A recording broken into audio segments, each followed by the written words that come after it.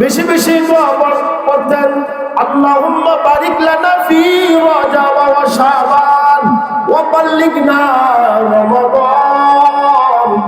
এর অর্থ হলো, আল্লাহ তুমি আমারে রজব মাসে, শাবান মাসে বরকত বাড়ায় দাও এবং আমাকে রমজান পর্যন্ত হায়াত দিয়ে দাও। সুবহানাল্লাহ। পারা আমার, সেই জন্য বেশি বেশি করে দোয়া পাঠ করবেন, এই দোয়া পাঠ করবেন। সামনে রমজান চলে আসছে, এই রমজানের প্রস্তুতি নেওয়ার জন্য এই মাসটাকে আপনি আল্লাহর জন্য বেশি বেশি করে স্মরণ করেন। আর আমার এই মাসে, রজব মাসে, আপনার আমার নবী, দয়ার নবীজি, মায়ার নবীজি 26 তারিখ দিবাগত রাত্রি সবে মেরাজ হয়েছে। নবীজির মেরাজটা সশরীরে জাগ্রত অবস্থায় হয়েছে। কন্যা সুবহানাল্লাহ। রাসূলুল্লাহ সাল্লাল্লাহু আলাইহি সাল্লামের মেরাজ জাগ্রত অবস্থা হয়েছে। বিজ্ঞান স্বীকার করে নিয়েছে, মেডিকেল সায়েন্স স্বীকার করে নিয়েছে। ভাইরা আমার, উলামায়ে কেরাম এটাকে অগ্নির এবং সবচাইতে বড় প্রমাণ হলো আমার আল্লাহ তাআলার মহাগ্রন্থ আল কুরআন। সুবহানাল্লাহ। কারণ আল্লাহ তাআলা বলেছেন, বিসমিল্লাহির রহমানির রহিম, সুবহানাল্লাযী আসরা বি'আবদিহি লাইলান মিনাল মাসজিদিল হারাম। আল্লাহু আকবার। আল্লাহ রাসূল সাল্লাল্লাহু আলাইহি সাল্লামের মেরাজ 26 তারিখ দিবাগত রাত্র 27 তারিখে হয়েছে। রাসূলুল্লাহ সাল্লাল্লাহু আলাইহি সাল্লাম বলেছেন, বিভিন্ন বর্ণনায় জানা যায় যে আমি আমার ফুফি মুখে হানির করে অবস্থান করতেছিলাম। আমার যদি চোখগুলো ঘুমন্ত ছিল, কিন্তু আমার কলবটা জাগ্রত ছিল। রাসূলুল্লাহ বলেন, আমার ঘরের ছাদ থেকে যেন আগমন করলো জিবরাইল আমিন চলে আসে। বলনা সুবহানাল্লাহ। ভাইরা আমার, মেরাজ হওয়ার কারণ কি? আল্লাহ রাব্বুল আলামিনের হাবিব মুহাম্মদুর রাসূলুল্লাহ, সকলে বলেন সাল্লাল্লাহু আলাইহি ওয়াসাল্লাম। আল্লাহ রাসূল 6 বছর বয়সে মাকে হারাইলেন। বাবাকে তো জন্মের আগে হারিয়ে ফেলেছেন। এরপরে দাদা লালন পালনের ভার নিলেন, দাদাও চলে গেল। এরপরে চাচা লালন পালনের ভার নিলেন, চাচাও চলে গেল। রাসূলুল্লাহ সাল্লাল্লাহু আলাইহি সাল্লামের মনটা বিষণ্ণ হয়ে গেল। আল্লাহ তাআলা জিবরাইলকে ডাক দিলেন, ও জিবরাইল, যাও যাও, আমার বন্ধুরে নিয়ে আসো আমার কাছে। সুবহানাল্লাহ। আমি আল্লাহ রাব্বুল আলামিন আমার পুত্রদের কামেলা আশ্চর্য মৃত্যু অবলোকন করাবো, বিভিন্ন মালা আওয়াজ সফর করাবো। জিবরাইল, যাও যাও, শুধু একা যাবা না, সাথে তুমি 50,000 ফেরেশতাকে সাথে নিয়ে চলে যাও। সুবহানাল্লাহ।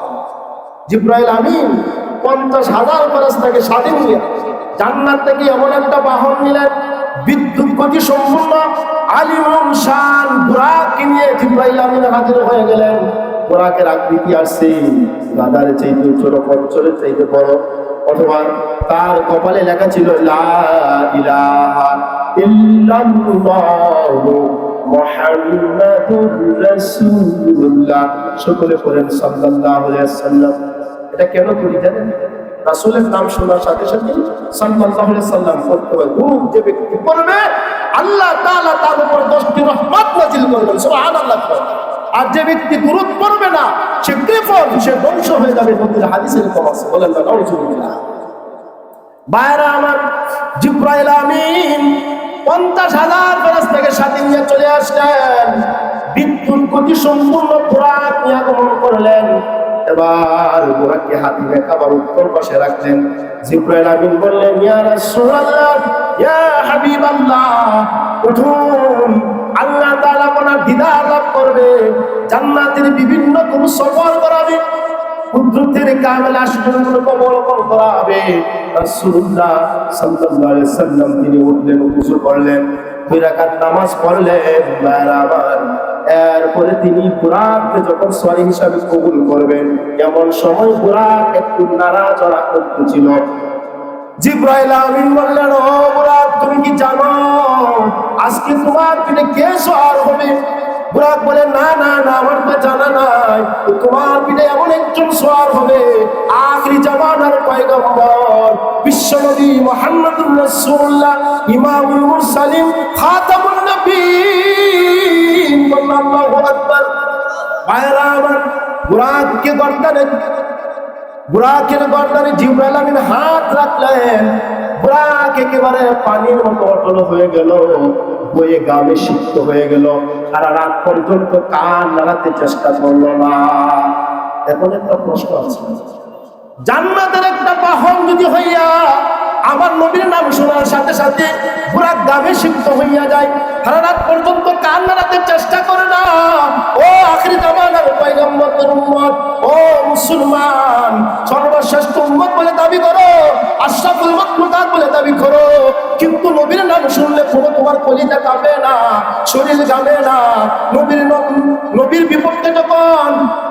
বিপক্ষে যখন ইসলামের বিদ্বেষীরা, নাস্তিক মুরতাদরা যখন কথা বলে, তখন তুমি মুসলমান ঘরে শুয়ে শুয়ে দুধ কলা খাও, তোমার ইমানের জজবা নাই, প্রতিবাদ করার মতো রাজপথে নামো না। তুমি কেমন মুসলমান? তুমি আবার দাবি করো নবীর উম্মত, তুমি আবার দাবি করো হাসরের মাঠে নবী তোমার জন্য শাফাআত করবে। না না না, তোমার ধারণাই শুধু থাকবি, চিন্তা করো না, নবীর আশিক তুমি হতে পারো না। ঠিক কিনা? নবীর আশিক হওয়া কি এত সোজা? নবীর আশিক হতে হলে নবীর আদর্শ আবার আপনার ভিতরে ফিট করতে হবে। কথা, কাজে, আমলে, আকলাকে, লেবাসে, সুরাতে, সদা সর্বদা সব ক্ষেত্রে, আপনার রান্নাঘর থেকে নিয়ে রাষ্ট্র পর্যন্ত নবীর আদর্শ আছে না নাই? চিন্তা করবেন। পরিবারের ভিতরে নবীর আদর্শ আছে, ব্যবসার ক্ষেত্রে নবীর আদর্শ আছে, সমাজ চালাইতে গেলে নবীর আদর্শ আছে, রাষ্ট্র চালাইতে গেলে নবীর আদর্শ আছে। সব জায়গায় যদি নবীর আদর্শকে মডেল অনুসরণ করেন, তাহলে আমার আল্লাহ তাআলা আপনার আমার ঘরে, সমাজে, রাষ্ট্রের মাঝে শান্তি দিয়ে দিবে। সুবহানাল্লাহ বলেন। ভাইরা আমার, এবার বুরাকের সওয়ারি হিসাবে যখন গ্রহণ করবেন, এমন সময় রাসূলের নয়ন যুগলে পানি দেখা দিল। জিবরাইল আমিন জিজ্ঞেস করলেন, ইয়া রাসূলুল্লাহ, ইয়া হাবিবাল্লাহ, এই মুহূর্তে তো আপনার চোখের পানি দেখার কারণ থাকতে পারে না, এখন তো আপনি আল্লাহর দিদার লাভ করবেন, আল্লাহর সাথে সাক্ষাৎ করতে যাবেন, এখন তো আপনার খুশির সময়, খুশির সংবাদ, আপনার নয়ন যুগলে চোখের মধ্যে কেন পানি দেখায়? রাসূলুল্লাহ বলেন, জিবরাইল, আমি এখন আল্লাহর দিদার লাভ করব, আল্লাহর সাথে সাক্ষাৎ করবো, বেশ ভালো কথা, আমার গুনাহগার উম্মতের কি অবস্থা হবে? আল্লাহু আকবার। নবী তখনও নবী উম্মতের চিন্তা পেরেশান, তখনও নবী উম্মতের চিন্তা করে, ও মুসলমান, কেমন তুমি নবীর উম্মত? ভাইরা আমার, আল্লাহ রাব্বুল আলামিন জানায় দেয়, ও জিবরাইল, আমার বন্ধুরে জানায় দাও, ইয়াউমা নাহশুরুল মুত্তাকিনা ইলার রহমান ওয়াফদা, তারা মুত্তাকি পরহেজগার উম্মত, তারা আল্লাহর সাথে এমনিভাবে সাক্ষাৎ করবে।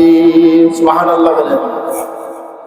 আমার রাসূলুল্লাহ বলে যে আমার দৃষ্টি যেদিকে যাইতে বুরাকের কোটি কোটি দূরত্ব সেখানে হাজির হয়েছে। সুবহানাল্লাহ। রাসূলুল্লাহ বলেন, বিভিন্ন মাঠ অতিক্রম করবেন, আমি আপনাদেরকে কোন জায়গায় নিয়ে যাচ্ছি। বিভিন্ন মাঠ সফর করার পরে বাইতুল মুকাদ্দাস কি হলো, তারপরে প্রথম আসমান, দ্বিতীয়, তৃতীয়, চতুর্থ, পঞ্চম, ষষ্ঠ, সপ্তম আসমান পাড়ি দিয়া, সিদরাতুল মুনতাহা লাস্ট স্টেশন পাড়ি দিয়া, আরশে আজিম আল্লাহর সাথে কাছাকাছি গিয়া কথোপকথন হইল, বিভিন্ন কথা বললেন, কি রচনা নিলেন, কি নিয়ে আসলেন এবং কি আলাপ করলেন আল্লাহর সাথে, একটু শোনার দরকার আছে না নাই? আপনারা থাকবেন না চলে যাবেন আমাকে রেখে? ইনশাআল্লাহ আপনারা থাকলে আমি আপনাদের সাথে আছি ইনশাআল্লাহ। সকালে বলি ইনশাআল্লাহ। মোনাজাতের আগ পর্যন্ত থাকবেন তো? আমাদের সভাপতি ইরশাদ কেবলা উনি আপনাদের মোনাজাত দিবেন, আপনারা মোনাজাত করে তারপরে যাবেন। ভাইরা আমার, তখন রাসূলুল্লাহ সাল্লাল্লাহু আলাইহি ওয়াসাল্লাম বলেন, আমার নয়নগুলো যেদিকে দৃষ্টি দিত সেই দিকে গিয়ে বুরাক হাজির। তিনি দেখলেন আমাকে এমন একটা মাঠের মধ্যে নিয়ে দেওয়া হলো, যেই মাঠের মধ্যে দপ্তরীয় পোশাক পরিহিত, সাদা পোশাক পরিহিত তারা আপনার জমিনে কাজ করতেছে আর বীজ বপন করতেছে। একদিক দিয়ে গাছ হচ্ছে, বিশাল ফসল হচ্ছে, আকার বিশাল আকারে আমরা স্তূপ দেওয়া হচ্ছে। সুবহানাল্লাহ বলেন। বাইরা আমার, এরপরে রাসূলুল্লাহ বলেন আমাকে এমন একটা মাঠে নিয়ে যাওয়া হলো, যেই মাঠে আমি দেখতে পেলাম অসংখ্য সুন্দর সুন্দর দপ্তরী পোশাক পরিহিত মানুষ আমি দেখতে পেলাম। তারা একদিকে বীজ বপন করতেছে, আরেকদিকে গাছ হচ্ছে। এমনি ভাবে আমি জিব্রাইলকে জিজ্ঞেস করলাম, ও ভাই জিব্রাইল, এই মাঠটা কিসের মাঠ? এই লোকগুলো কারা? জিব্রাইল আমিন বললেন, ইয়া রাসূলুল্লাহ, ইয়া হাবিবাল্লাহ, এরা আপনার উম্মতের ভিতরে এমন এক প্রকারের উম্মতের মুসলমান দেখানো হচ্ছে যারা দুনিয়াতে বেশি বেশি করে আল্লাহ রাস্তায় দান করতে পারল। সুবহানাল্লাহ। আল্লাহ রাস্তায় কি দান করার কারণে আজকে তাদের এই দানের প্রতিদান আসলে অর্থাৎ তাদেরকে এইভাবে বৃদ্ধি করা হচ্ছে, কিয়ামত পর্যন্ত বিশাল সওয়াবের ভান্ডার দেওয়া হবে। সুবহানাল্লাহ। ভাইরা আমার, এবার রাসূলুল্লাহ বলেন বুরাকে মাঠ অতিক্রম করার পরে আমাকে আরেকটি মাঠে নিয়ে যাওয়া হলো।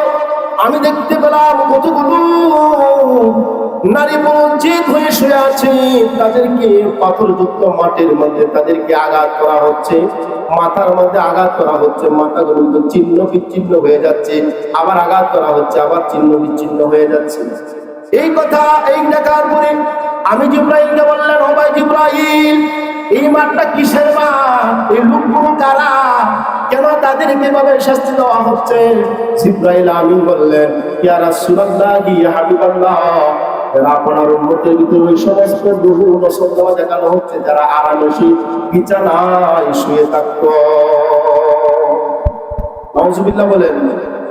ওয়াল্লাযীনা ইয়াস্তাকবিরুনা আন ইবাদাতি জাহান্নামা দাখিলিন, যারা গর্ব অহংকারের সহিত বিছানায় শুয়ে থাকতো। এই জন্যই ফজরের নামাজের মুয়াজ্জিন আযান দেয়, আসসালাতু খায়রুম মিনান নাওম। মুয়াজ্জিন কয় ঘুম থেকে নামাজ ভালো। মুয়াজ্জিন কি বলে? ঘুম থেকে নামাজ উত্তম। আর আমরা ওই সময় লেপ মোড়ায়া, কম্বল মোড়ায়া শুয়ে থাকি। শয়তান কয় উঠিস না, নামাজ থেকে ঘুম ভালো, ঘুমা। ও যুবক ভাইরা, এই শীতের কনকনে শীতের ভিতরে যারা নাকি কষ্ট করে উঁচু করবে ঠান্ডা পানি দিয়ে উঠে যাবে, কোনো অলসতা করবে না, মুরব্বী বাবারা অলসতা করবে না, উঠে যাবে, উযু করে ফজরের নামাজ আদায় করবে, আল্লাহ রাব্বুল আলামিন তাদেরকে আল্লাহ তাআলা জান্নাতের ফয়সালা করে দিবেন। সুবহানাল্লাহ। ভাইরা আমার, আর যারা অহংকার সহিত বিছানার সাথে শুয়ে থাকে, নামাজের জন্য ঘর থেকে বাহির হয় না, ভাইরা আমার, ওই আলোচনা যদি আমাদের আলোচনা যদি আমি ঘন্টা চলে যাবে, শেষ হবে না। এখানে আসছে হাদিস শরীফে আসছে, কিছু কিছু খালি কথা টাচ দিয়ে যাচ্ছি। রাসূলুল্লাহ বলেন এই মাঠ অতিক্রম করার পরে বুরাক আমাকে আরেকটি মাঠে নিয়ে গেল। জিব্রাইল আমিন সহ আমি দেখতে পেলাম সেখানে এমন এক প্রত্যেকটি লোক আমাকে দেখানো হলো যাদের শরীরটা উলঙ্গ, লজ্জাস্থানে তাদের কাপড়গুলো আছে, তাদের সামনে ভালো ভালো খাবার আছে, তারা বস্তু গুনাইগুলো ভালো ভালো খাবার খাচ্ছে না, তারা পচা দুর্গন্ধ কিরাযুক্ত খাবারগুলো তারা খাচ্ছে। আল্লাহ রাসূল বললেন, ও জিব্রাইল, এই আমগুলো কারা যাদের সামনে ভালো ভালো বোনা বোনা গোশত রাখা হচ্ছে, ভালো ভালো খাবার খাচ্ছে না, তারা দুর্গন্ধ কাঁটাযুক্ত পচা গন্ধ খাবারগুলো খাচ্ছে? রাসূলুল্লাহ এই জিজ্ঞাসা করার পরে জিব্রাইল বলে, ইয়া রাসূলুল্লাহ, এরা দুনিয়ার জমিনে যারা হালাল হারাম শুনছে না, হারামকে হালাল মনে করে গাইছে, এই জন্য আজকে তাদের এই অবস্থা। যারা হালালকে হারাম মনে করবে, কুফরি করবে, আবার যারা হারামকে হালাল মনে করে খাচ্ছে, এটা কুফরি করেছে। আপনার সুদ খাওয়া কি হালাল না হারাম? হারাম। ঘুষ খাওয়া হারাম। তাই না? আপনি যে হালাল মনে করে সমাজে খাচ্ছেন। সুদের সবচাইতে সর্বনিম্ন গুনাহ হলো আপনার মার সাথে জিনা করা, কন্যা নাউজুবিল্লাহ। এটা আমার সমাজে বেশি প্রচলিত হচ্ছে, ঠিক কিনা? এটা মজার মজার খাচ্ছে, নাউজুবিল্লাহ বলেন ভাইরা আমার। আপনাদের কি আজকে সুদের ব্যবসা ইমানগুলোকে আমাদের ধ্বংস করে দিচ্ছে। ইবাদত এই জন্য তো কবুল হয় না। ইবাদত কবুল হওয়ার পূর্ব শর্ত হলো হালাল জীবিকা অন্বেষণ করা। হালাল রিজিক ছাড়া ইবাদত কবুল হয় না ভাইরা আমার। এবার আল্লাহ রাসূল বললেন, জিবরাইল আমাকে ইমানের একটা করে অতিক্রম করলো। অনেক দুর্ঘটনা, আমি এদিকে যাচ্ছি না, শট করে বলে যাচ্ছি। এবার মিশরের ভূমিতে চলে গেল ভাইরা আমার।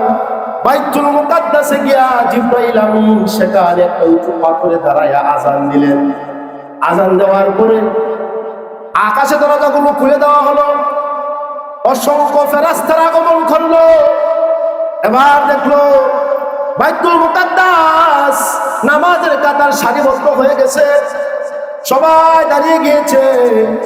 আদম নবী থেকে নিয়ে ঈসা নবী পর্যন্ত, মুহাম্মদ সাল্লাল্লাহু আলাইহি সাল্লাম পর্যন্ত সবাই দাঁড়ায় গেছে নামাজে। জিবরাইল আমিন একামত দিলেন, একামত দিবেন।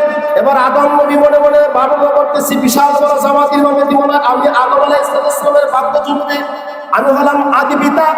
আল্লাহ আমাকে সৃষ্টি করেছেন কুদরতে। ভাইরা আমার, আদম আলাইহিস সালাম মনে মনে এরকম ধারণা করে, এই হরণটা সমস্যা নাকি, মনে মনে ধারণা করতেছে বিশাল নামাজের ইমামতি মামা আমি আদম আলাইহিস সালাম করব।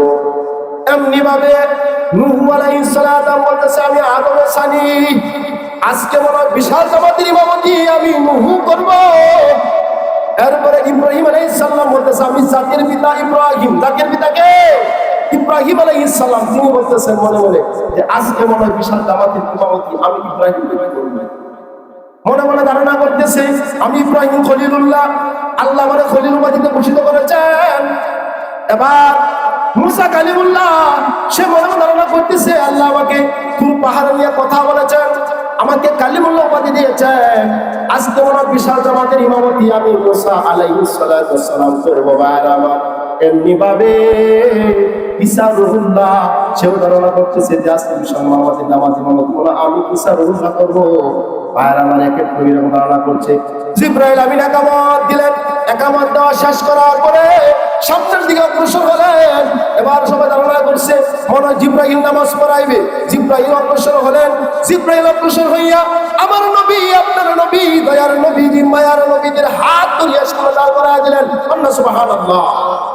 ইয়া রাসূলুল্লাহ, ইয়া হাবিবাল্লাহ, আজকে বিশাল জামাতের ইমামতি আপনি করবেন। আল্লাহ সুবহানাল্লাহ। আল্লাহর নবী 2 রাকাত নামাজ পড়াইলেন। ভাইরা আমার, এক এক লোক বক্তব্য দিলেন, ভাষণ দিলেন। এবার জিবরাইল আমিন বললেন, ইয়া রাসূলুল্লাহ, ইয়া হাবিবাল্লাহ, আজকে আপনার পিছনে কারা কারা নামাজ পড়েছে আপনি কি জানেন? রাসূলুল্লাহ বলেন, না না, আমার তো জানা নাই। জিবরাইল আমিন বললেন, ইয়া রাসূলুল্লাহ, আজকে 1,24,000 পয়গম্বর আপনার পিছনে নামাজ আদায় করেছে। সুবহানাল্লাহ। কথা ধরে 2,24,000 পয়গম্বর। সুবহানাল্লাহ। সেখান থেকে নবীকে নিবে উর্দু আকাশে যাবে। কোথায় যাবে? উর্দু আকাশে। যাচ্ছি আকাশের দিকে। ভাইয়া একটু মনোযোগ দিবেন, যে কজন আছেন যায়েন না ভাই, একটু থাকেন, একটু কষ্ট করেন। রাত্র যত গভীর হবে আল্লাহর দরজা তত খুলে যায়। সুবহানাল্লাহ। রাত্র যত গভীর হয়ে যায় পৃথিবীর দোকানপাট বন্ধ হয়ে যায়। রাত্র যত গভীর হয়ে যায় বাজার শেষ হয়ে যায়। রাত্র যদি গভীর হয়ে যায় আমার আল্লাহ তাআলার দরজা, রহমতের দরজা খোলা হয়ে যায়। সুবহানাল্লাহ কইতেন না ভাইরা আমার। তারপরে দেখা গেল প্রথম আসমানে যখন জিবরাইল নবীজিকে নিয়ে হাজির হলেন, দরজার মাধ্যমে নক করলেন, পথ ঘোরাইলেন। ভিতর থেকে তাহারুকি ফেরেশতা ইসমাঈল আলাইহিস সালাম বললেন, কে আপনি? জিবরাইল বললেন, আনা জিবরাইল, আমি জিবরাইল। আপনার সাথে কি আছে? জিবরাইল আমিন বললেন, আমার সাথে 7 জামানার পয়গম্বর মুহাম্মদুর রাসূলুল্লাহ, সকলে বলেন সাল্লাল্লাহু আলাইহি ওয়াসাল্লাম আমার সাথে আছে। এবার তাহরুদ কি ফেরেশতা বলে, তাকে আনার জন্য কি অনুমতি দেওয়া হয়েছে? জিবরাইল আমিন বললেন, হ্যাঁ, তাকে আনার জন্য অনুমতি দেওয়া হয়েছে। এবার দরজা খুলে দেওয়া হলো। মারহাবা মারহাবা ধ্বনি দিতে লাগলেন, সুবহানাল্লাহ। রাসূলুল্লাহ বলেন, আমি দেখতে পেলাম প্রথম আসমানে একটা সিংহাসনে বসে দপ্তরে পোশাক পরিহিত একজন বুজুর্গ আল্লাহওয়ালা লোক বসে আছে। তিনি ডান দিকে তাকায়, মুস্কি মুস্কি হাসে, বাম দিকে তাকায়, চোখের পানি ছেড়ে দিয়ে কাঁদে। আল্লাহ রাসূল জিবরাইলকে জিজ্ঞেস করলেন, ও জিবরাইল, এই বুজুর্গ ব্যক্তিকে? তিনি ডান দিকে তাকায় মুস্কি মুস্কি হাসেন, বাম দিকে তাকায় চোখের পানি ছেড়ে দিয়ে কাঁদে। এই কথা বলার পরে জিবরাইল আমিন বললেন, ইয়া রাসূলুল্লাহ, ইয়া হাবিবাল্লাহ, ইনি হলেন আপনার আদি পিতা হযরত আদম আলাইহিস সালাতু ওয়াস সালাম। সুবহানাল্লাহ। সামান্য মজার মজার আলোচনা আছে, উঠছেন না বারবার। এরপরে এই কথা বলার পরে রাসূলুল্লাহ বলেন, ও জিবরাইল, তিনি ডান দিকে তাকায়া মুস্কি মুস্কি কেন হাসেন? জিবরাইল বললেন, ইয়া রাসূলুল্লাহ, ইয়া হাবিবাল্লাহ, তিনি দেখতে পেলেন ডান দিকের কতগুলো রূহ, তার সন্তানদের রূহ দেখানো হচ্ছে, এরা হলো জান্নাতের রূহ। বলনা সুবহানাল্লাহ। এই জন্য তিনি সেখানে তাকায় আর মুস্কি মুস্কি হাসে। এবার বাম দিকে তাকায়, চোখের পানি ছেড়ে দেয়, কাঁদে। বলে, এটা কেন? যে তিনি দেখতে পেলেন তার সন্তানদের ভিতরে অনেকে গুনাহগার, জাহান্নামে যাচ্ছে, জাহান্নামে যাবে, তাদের রূহগুলো দেখে তিনি চোখের পানি ছেড়ে দেয়, কাঁদে। এই প্রথম আসমান অতিক্রম করলেন। তিনি আবার জিবরাইল রাসূলুল্লাহকে নিয়ে দ্বিতীয় আসমানে চলে গেলেন। দ্বিতীয় আসমানে যাওয়ার পরে সে একই অবস্থা। প্রথম আসমানে যেভাবে অনুমতি দেওয়া হলো, দ্বিতীয় আসমানে সেভাবে অনুমতি নেওয়ার জন্য জিবরাইল আমিন দরজায় পটাইলেন, নক করলেন। ভিতর থেকে আওয়াজ আসলো, কে আপনি? জিবরাইল বলেন, আনা জিবরাইল। বলতেছে, আপনার সাথে কে আছে? বলছে, আমার সাথে শেষ জামানার পয়গম্বর মুহাম্মদুর রাসূলুল্লাহ, সকলে বলেন সাল্লাল্লাহু আলাইহি ওয়াসাল্লাম আছে। তাকে আনার জন্য অনুমতি দেওয়া হয়েছে। জিবরাইল আমিন বললেন, হ্যাঁ, তাকে আনার জন্য অনুমতি দেওয়া হয়েছে। দরজা খুলে দেওয়া হলো। বলেন মারহাবা মারহাবা বলতে লাগলেন, সুবহানাল্লাহ। দ্বিতীয় আসমানে সাক্ষাৎ হলো ঈসা এবং ইয়াহইয়া আলাইহিস সালাতু ওয়াস সালাম, দুইজন নবী। তারা একে অপরের খালাতো ভাই। তারা একে অপরের কি? খালাতো ভাই। দুইজন নবীর সাথে সাক্ষাৎ হলো, সালাম বিনিময় হলো, মারহাবা হলো, হলো। অনেক ঘটনা আছে ভাই আমার এইদিকে। এরপরে দ্বিতীয় আসমান থেকে তৃতীয় আসমানে চলে গেলেন। তিনি দেখতে পেলেন, এমন একজন ব্যক্তিকে দেখতে পেলেন যার সৌন্দর্য আসমান এবং সব আলোকিত করে দিয়েছে। পৃথিবীর অর্ধেক সুন্দর দান করে দেওয়া হয়েছে। সুবহানাল্লাহ। এই সৌন্দর্য দেখে রাসূলুল্লাহ জিবরাইল আমিনকে বললেন, ও জিবরাইল, এই বুজুর্গকে, যার চেহারা এত সুন্দর, আল্লাহ তাআলা তার এত সুন্দর দান করলেন, তিনি বললেন, ইনি হলেন আপনার ভাই ইউসুফ আলাইহিস সালাতু ওয়াস সালাম। সুবহানাল্লাহ। বুঝলেন না? ইউসুফ আলাইহিস সালামের চেহারা এত সুন্দর ছিলেন, তারা বাহ্যিক সৌন্দর্য দিয়ে দিয়েছিলেন। আল্লাহ এই ইউসুফ নবীর প্রেমে পাগল হয়েছে জুলাইখা। ওই ঘটনা আমি যাব না ভাইয়ার আমার, কিন্তু আপনার আমার নবী ইউসুফ নবীর চাইতে বেশি সুন্দর ছিলেন। সুবহানাল্লাহ বলেন। সাহাবায়ে কেরাম বলেন, পূর্ণিমার রাত্রে আমরা একবার পূর্ণিমার চাঁদের দিকে তাকাইলাম, আরেকবার নবীজির চেহারা মুবারকের দিকে তাকাইলাম, দেখতে পেলাম পূর্ণিমার চাঁদের চাইতে আমার নবীজির চেহারা বেশি সুন্দর। ভাইরা আমার, তৃতীয় আসমানে ইউসুফ নবীর সাথে সাক্ষাৎ। সেই আসমান অতিক্রম করলেন, চলে গেলেন আপনার চতুর্থ আসমানে। সেখানে কে? হারুন আলাইহিস সালাতু ওয়াস সালাম। সেখানে কে? হারুন আলাইহিস সালাতু ওয়াস সালাম। পঞ্চম না চতুর্থ আসমানে ইদ্রিস আলাইহিস সালাম। এবার ইদ্রিস নবীর সাথে কথা হলো।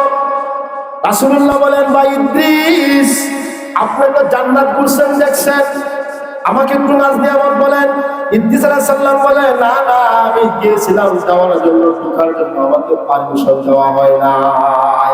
ততক্ষণ পর্যন্ত না আখির জামানার পয়গম্বর মুহাম্মদ সাল্লাল্লাহু আলাইহি ওয়াসাল্লাম জান্নাতে প্রবেশ না করতে পারবে, ততক্ষণ পর্যন্ত কোন নবীর উম্মত জান্নাতে প্রবেশ, কোন নবীরা জান্নাতে প্রবেশ করবে না। সুবহানাল্লাহ। ততক্ষণ পর্যন্ত না শেষ জামানার নবী উম্মতরা জান্নাতে প্রবেশ না করবে, ততক্ষণ পর্যন্ত কোন নবীর উম্মতরাও জান্নাতে প্রবেশ করবে না। সুবহানাল্লাহ বলতেন না? ইদ্রিস আলাইহিস সালাম বলে, ভাই আমি চাইছিলাম যাওয়ার জন্য কিন্তু যাইতে পারলাম না। আল্লাহু আকবার। ওই পঞ্চম আসমানে হারুন আলাইহিস সালামের সাক্ষাৎ, ষষ্ঠ আসমানে মুসা নবীর সাথে সাক্ষাৎ, সপ্তম আসমানে ইব্রাহিম নবীর সাথে সাক্ষাৎ। ইব্রাহিম আলাইহিস সালাম বলে, আমার সন্তান সলে নেককার, তুমি শোনো, জান্নাতের জমিনটা খুব উর্বর, সেখানে বীজ লাগাইলেই গাছ হবে। তুমি তোমার উম্মতদেরকে বলে দিবা, সুবহানাল্লাহি ওয়ালহামদুলিল্লাহি ওয়া লা ইলাহা ইল্লাল্লাহু আল্লাহু আকবার। এই কথা যে বলবে সে জান্নাতের মধ্যে একটা গাছ লাগাইবে। সুবহানাল্লাহ বলতেন না? আরেক হাদিসে আছে, সুবহানাল্লাহি ওয়া বিহামদিহি সুবহানাল্লাহিল আযীম। যেই ব্যক্তি কথাটা বলল তার জন্য জান্নাতের একটা গাছ লাগানো হলো, মিজানের পাল্লাকে পরিপূর্ণ করে দিল। সুবহানাল্লাহ। ভাইরা আমার, সপ্তম আসমান পাড়ি দিলেন, এবার যাবেন সিদরাতুল মুনতাহা। লাস্ট স্টেশন পাড়ি দিবে। সিদরা শব্দের অর্থ হলো বড়ই গাছ। সিদরা শব্দের অর্থ কি? বড়ই গাছ, কোন গাছ? মুনতাহা মানে শেষ।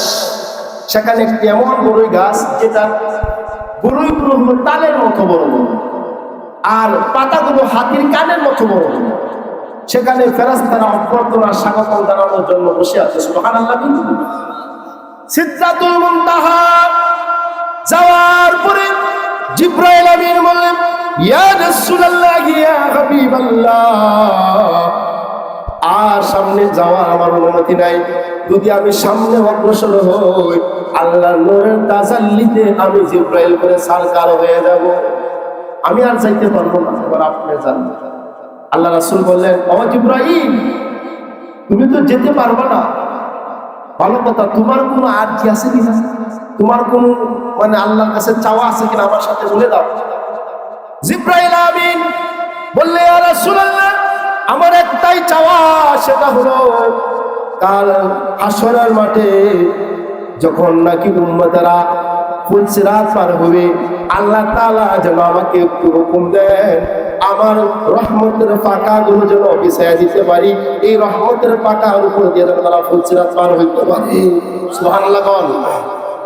ঠিক আছে, আল্লাহ তাআলার কাছে সেই কথাকে বললেন। আল্লাহ তাআলা জিবরাইলকে সে কি অনুমতি দিলেন। সুবহানাল্লাহ। এবার শুরু হলো আলোচনা, আল্লাহর কাছাকাছি গেলে কথোপকথন হবে। আল্লাহর নবী বললেন, আত্তাহিয়াতু লিল্লাহি ওয়াস-সালাওয়াতু ওয়াত-তাইয়্যিবাত, যে আপনার জন্য আল্লাহ নজরানা সালাত, পবিত্রতা এবং সবকিছু পেশ করলাম। আল্লাহ তাআলা বলেন, আসসালামু আলাইকা আইয়ুহান নাবিয়্যু ওয়া রাহমাতুল্লাহি ওয়া বারাকাতুহু। হে রাসূল, আমার পক্ষ থেকে আপনার উপর রহমত এবং বরকত বর্ষিত হোক। সুবহানাল্লাহ। এবার রাসূলুল্লাহ বলেন, আসসালামু আলাইনা ওয়া আলা ইবাদিল্লাহিস সালিহিন। যে আমার পক্ষ থেকে এবং আমার উম্মতদের পক্ষ থেকে নজরানা পেশ করলাম, সালাত, পবিত্রতা। সুবহানাল্লাহ। ভাইরা আমার, এবারে আলাপ আলোচনা শুরু হয়ে গেল। আল্লাহ রাসূল আল্লাহকে প্রশ্ন করলেন, আল্লাহ, আপনি ইব্রাহিম আলাইহিস সালাতু ওয়াস সালামকে খলিলুল্লাহ, ইত্তাকাযতু ইব্রাহিম খলিলা, ইব্রাহিম নবীর আপনি খলিল উপাধিতে ভূষিত করলেন, আপনি আমার জন্য কি নজরানা কি রাখলেন, আমার জন্য আপনি কি রেখেছেন। এবং শুধু এটাই বলেন নাই, আপনি ইব্রাহিম নবীকে নমরুদের অগ্নিকুণ্ড তার জন্য জান্নাতের বাগান বানায় দিয়েছেন, ফুলের বাগান বানায় দিয়েছেন, তার একটা পশম করে নাই। আপনি আমার জন্য আমার উম্মতের জন্য কি রাখছেন? আল্লাহ তাআলা বলেন, ও আমার হাবিব ইব্রাহিম নবীর আমি খলিল উপাধিতে ভূষিত করেছি। আমি আল্লাহ রাব্বুল আলামিন আপনারা খলিল এবং হাবিব দুইটার উপাধিতে আমি ভূষিত করলাম। সুবহানাল্লাহ। খলিল অর্থ বন্ধু, হাবিব অর্থ বন্ধু। হাবিব হলো আরো কাছের বন্ধু, আরো প্রিয় বন্ধু। সুবহানাল্লাহ। এবার রাসূলুল্লাহ বলেন, আল্লাহ ইব্রাহিম নবীর দুনিয়াতে নমরুদের অগ্নিকুণ্ড তার জন্য কান্না বানায় দিলেন, না কিছু পুষ্প বানায় দিলেন, না কান্নার না গরমের কন্ডিশন। আপনি আমার উম্মতের জন্য কি রাখলেন? আল্লাহ তাআলা বললেন, আমার হাবিব আপনার উম্মতের জন্য যারা মুত্তাকি ফরহানদার উম্মত হবে তাদের জন্য জাহান্নামের আগুন হারাম করে দিলাম। সুবহানাল্লাহ। এবার আল্লাহ রাব্বুল আলামিনের কাছে মুহাম্মদুর রাসূলুল্লাহ বলেন, আল্লাহ মুসা নবীর আপনি কালিমুল্লাহ উপাধিতে ভূষিত করলেন, কালিমুল্লাহ উপাধিতে ভূষিত করেছেন এবং তুর পাহাড়ে নিয়ে তার সাথে কথা বলেছেন। এবং শুধু তাই না, মুসা নবী সহ নীল দরিয়া তার কোন দল নিয়ে পার হইয়া গেছে, ফেরাউনের অত্যাচার থেকে নাজাত পাইছে। আপনি আমার জন্য কি রাখছেন? আমার উম্মতের জন্য কি রেখেছেন?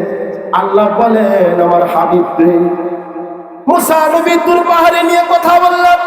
মুসা নবী বললেন, আল্লাহ আমি তোমারে দেখতে চাই। আল্লাহ বলেন, লান তারানি মুসা, ও মুসা তুমি আমারে দেখতে পারবা না। বারবার চাইলো, আল্লাহ তোমার আমি দেখতে চাই। আল্লাহ তাআলা তুর পাহাড়ে একটু নূরের তাজাল্লি দিলেন।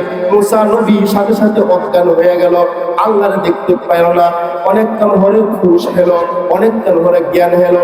এবার বলে, আল্লাহ সত্যি সত্যি আমি তোমারে দেখার মতো আমার সেই চক্ষু এখনো পাই নাই। পায়রা আমার এই কথা বললে শুধু তাই না, আল্লাহ বলেন, আমার হাবিব আমি আল্লাহ রাব্বুল আলামিন আপনাকে বিভিন্ন মালায়েকা উপদার আরশগুলো অবলোকন করানো, জান্নাত জাহান্নাম লৌহ গোলামার সবকিছু আমি ভ্রমণ করাইলাম, সাত আসমান পাড়ি দেওয়াইলাম, সিদরাতুল মুনতাহা পাড়ি দিয়া আমার কাছে নিয়ে আসলাম। আমার কাছাকাছি সময়ে বললাম সুবহানাল্লাহ। এবার বলতেছে যে আপনি তো মুসা নবীর উম্মতদেরকে নীল দরিয়া পার করায় দিয়েছেন, ফেরাউনের অত্যাচার থেকে নিষ্কৃতি দিয়েছেন, আপনি আমার উম্মতের জন্য কি রাখছেন? আল্লাহ বলেন, ও আমার হাবিব দুনিয়ার কোন দরিয়া নয়, আমি আল্লাহ তাআলা আপনার মুত্তাকি ফরহেজগার উম্মতের জন্য ফুল সিরাতের বুলবুলির আকারে পার করায়া দেব। সুবহানাল্লাহ। ভাইরা আমার, এরপরে আল্লাহ রাসূল আরো প্রশ্ন করলেন যে আল্লাহ আপনি দাউদ আলাইহিস সালামকে এমন ক্ষমতা দিয়েছেন, হাতের স্পর্শে লোহাকে যে কোনো অস্ত্র বানাইতে পারতেন, যেভাবে ইচ্ছা অনেক তৈরি করতে পারতেন, এবং আপনি আমার জন্য কি রাখছেন? আল্লাহ বলছেন যে হাবিব আপনার জন্য, আপনার পৃথিবীতে যত মুমিন মুমিনাত মুসলিমাত তাদের অন্তরকে আমি মুমের মতো নরম করাইয়া দিয়েছি। তারা কিয়ামত পর্যন্ত আপনার উপর দরুদ সালাম পেশ করবে। সুবহানাল্লাহ। এবার আরো বললেন, সুলাইমান নবীকে আপনি অর্ধজাহানের বাদশা বানাইলেন, পশু পাখির বাসা বোঝার জন্য তাকে যোগ্যতা দিয়েছেন। আমার এরপরে ছাগলে কেমন আপনার মুখ করে বসে রয়েছেন, আমি ছাগা মনে কেমন আমার এরপরে মুসা, এরপরে আল্লাহ রাব্বুল আলামিন বলতেছেন যে আমি এটা করেছি। দয়াল নবীজি আবার বললেন যে আপনার আল্লাহ বলতেছেন হাবিব আপনার উম্মতদেরকে বলবেন তারা যেন সূরা বাকারা আয়াতুল কুরসি পাঠ করে, সূরা বাকারার শেষ দিনে আমানার রাসূল থেকে পড়ে, এটা পৃথিবী এবং যত কিছু আছে তার চাইতে বেশি মূল্যবান জন্য। সুবহানাল্লাহ। সূরা ফাতিহা পাঠ করে, সূরা ফাতিহাকে সূরাতুশ শিফা বলা হয়। আপনার ইমাম শব্দের কাছে যায় না, হুজুরদের কাছে যায় না, হুজুরা পানি করে ফু দেয় না, সূরা ফাতিহা করে ফু দিয়ে আরো এটা অনেক মর্তবা ফজিলত। যদি আপনার একটা মানুষ যদি আপনি সঠিক পথে থেকে হালাল যাচাই বাছাই করে চলে, তাহলে সূরা ফাতিহা করে ফু দিলে তার কাজ হবে। সুবহানাল্লাহ। আমাদের আজকের মাহফিলের সম্মানিত সভাপতি বিশ্বাস উনি আসছেন, আমি আলোচনা দিকে একটু করে হুজুরে মনোনয়ন করে দিবেন। আলোচনা করতেছিলাম, এরপরে এই কথাগুলো বলতেছি আল্লাহ তাআলার কাছে। প্রিয় ভাইরা আমার, এবার আল্লাহর কাছ থেকে বিদায় নিতে, বিদায় নেওয়ার পরে আল্লাহ রাব্বুল আলামিন 50 ওয়াক্ত নামাজ দিয়ে দিলেন। কত ওয়াক্ত? 50 ওয়াক্ত নামাজ দেওয়ার পরে 50 ওয়াক্ত নামাজ দিয়া ষষ্ঠ আসমানে মুসা নবীর সাথে সাক্ষাৎ। মুসা আলাইহিস সালাতু ওয়াস সালাম বললেন, হে আখির জামানার পয়গম্বর মুহাম্মদ সাল্লাল্লাহু আলাইহি ওয়াসাল্লাম, আল্লাহর কাছ থেকে আপনি কি নজরানা নিয়ে আসছেন, কি হাদিয়া তোফা নিয়ে এসেছেন? আল্লাহর রাসূল বললেন, আল্লাহ তাআলা 50 ওয়াক্ত নামাজ দিয়ে দিয়েছেন। মুসা নবী বলে, না না, এটা আপনার উম্মতেরা পারবে না, আমার উম্মতেরা 2 ওয়াক্ত নামাজ পড়তে পারে নাই, আপনার উম্মতেরা তো আরো দুর্বল, আপনি আল্লাহর কাছে যান, কিছু কমায়া আনেন। আল্লাহর কাছে গেলেন, আল্লাহ আমার উম্মতেরা দুর্বল, আপনি কমায়া দেন। আল্লাহ তাআলা 5 ওয়াক্ত কমায়া দিলেন। নিয়ে এলো কত? 45 ওয়াক্ত নিয়ে হাজির হইলেন। আবার সাক্ষাৎ, আবার কথা বললেন, আবার যান। আবার আল্লাহর কাছে গেলেন, একবার নয়, দুইবার নয়, 9 বার আল্লাহর কাছে গেলেন। আমার আল্লাহ তো একবারই পারতেন কমানোর জন্য, বারবার কেন গেলেন? কারণ আল্লাহ রাব্বুল আলামিন রাসূলকে ছাড়তে চায় না, বন্ধুর মহব্বত মায়া। এই জন্যই ভাইরা আমার বারবার নবীজিকে নিলেন। সুবহানাল্লাহ বলতে ভাইরা আমার। এরপর আল্লাহ বলেন, হাবিব, আমার ওয়াদা সত্য, আমার কথা সত্য, আমার প্রতিশ্রুতি সত্য। আমি আল্লাহ রাব্বুল আলামিন বলে দিলাম, আপনার উম্মতরা যদি দৈনিক 5 ওয়াক্ত নামাজ সঠিকভাবে আদায় করে, আমি আল্লাহ তাআলা তাকে 50 ওয়াক্ত নামাজের সওয়াব দিয়া দিব। সুবহানাল্লাহ। আমরা কি 5 ওয়াক্ত নামাজ পড়ব কিনা? ইনশাআল্লাহ। শুধু আমি পড়বো না, আমার পরিবার যতটুকু সদস্য আছে যাদের উপর নামাজ ফরজ হয়েছে, প্রত্যেকে নামাজের পাবন্দি হলো। নামাজ বলছে কায়েম করার জন্য, আকিমুস সালাহ, নামাজ প্রতিষ্ঠা করা, কায়েম করো।